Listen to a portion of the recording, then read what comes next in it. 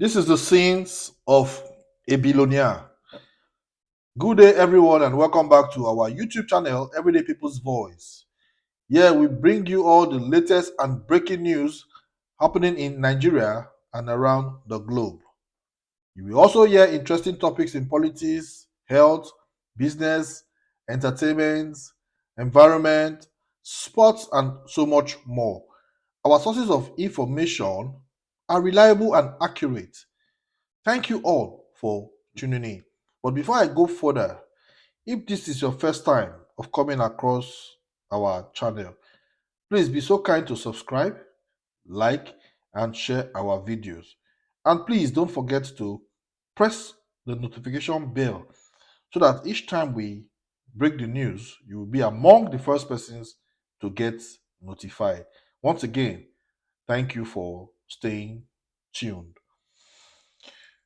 When Nigeria commissioned Dangote refinery in May 2023, many jumped for joy amid hope of transforming the country into a net exporter of petroleum products. But today, such joy has been short-lived by revelation of underhand scheme by the billionaire businessman to rip off the poor and downtrodden Nigerians. From afar, Aliko Dangote cuts a perfect figure of a successful businessman, a pride to Nigeria and the African continent at large. But close scrutiny have since revealed the dark and ugly side of the chairman and CEO of the Dangote Group. From an humble beginning in 1991, the Kano-born businessman had risen to become Africa's wealthiest man with a net worth of $1.2 billion garnered from lucrative ventures into foodstuff, including pasta, sugar, salt, and wheat, cement, haulage, and other concerns. However, the most ambitious project the Dangote was involved in was the construction of a massive oil refinery in Lagos State. He spearheaded the project in 2013 in an effort to solve the fuel crisis in Nigeria, which, despite being a leading oil producing country, had to import most of the refined petroleum products it needed. But like the proverbial Shylock, Dangote took advantage of the high level corruption riding the petroleum industry to perfect a grand scheme to build the oil refinery using funds provided by the Central Bank of Nigeria in a tripled like plot. Dangote, according to findings, had sought the cooperation of former President Mohamed Buhari to complete the refinery and thereafter grant him a crude oil operation license, a request which the former president expressly granted without due consultation with stakeholders in the oil industry.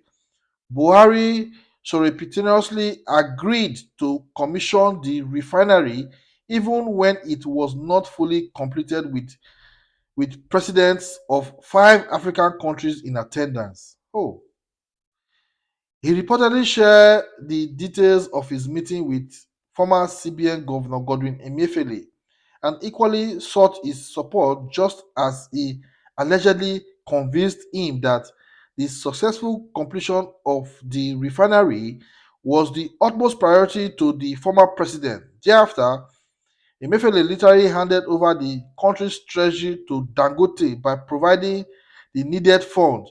This much Emefiele alluded to during the official opening ceremony of the refinery in May, when he informed that in ensuring the successful completion of the project, CBN provided over 125 billion naira to cover the domestic currency requirements of the venture, while also ensuring the availability of foreign exchange to pay for the importation of some of the machineries.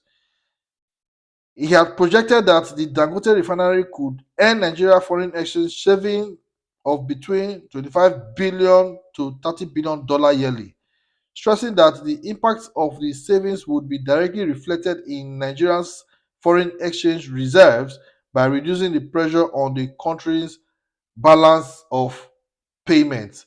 Given the processing capacity of 650,000 barrels of crude, the CBN governor said the refinery was more than able to meet all the Nigerian domestic fuel consumption, which is about 450,000 barrels per day, while the excess production will be available for export. Dangote and Emefiele had both projected the incoming administration of President Bola Tinubu would support his grant scheme for continued funding of the oil refinery. But unknown to them, Tinubu and his ex-heads have since uncovered the unholy scheme and therefore decided to stop further funding as well as revoking the application for exploration license earlier promised by Buhari. Aside this, the Snoop gathered that Tinubu also directed total refund of funds made available to Dangote in respect of the oil refinery. The new twist reportedly jolted Dangote and therefore began moves to ender himself to the new president. In his bid to appease the new president, Dangote reportedly dragged his fellow billionaires brigade to Abuja in order to persuade Tinubu to rescind his decision to clamp down on Dangote and his dream project. Sources at the presidential villa informed that the American waited 5 hours to see Tinubu but was kept at bay by presidential aides who pointedly told him the president was busy with other urgent state matters.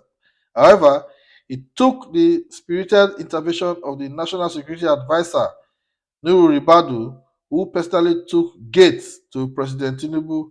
Inside source said the meeting was very brief as Tinubu told his American guest to give him time to ponder over his request, but he seems to have made up his mind on the clampdown of the funding of the refinery, which is seen as being against public interest.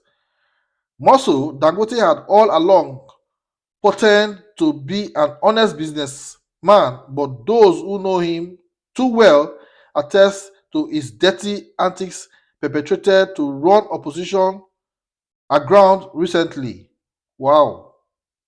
Boa Group, owned by Ishaku Rebel, detailed several acts of sabotage inflicted on his company and its businesses by Dangote and his cronies. Now, wow, my country people, yawa don gas o. Refinery wey dem say Dangote go open, e no go fit open am again because na Nigeria money e use. I go see una for our next video. Put your comment down.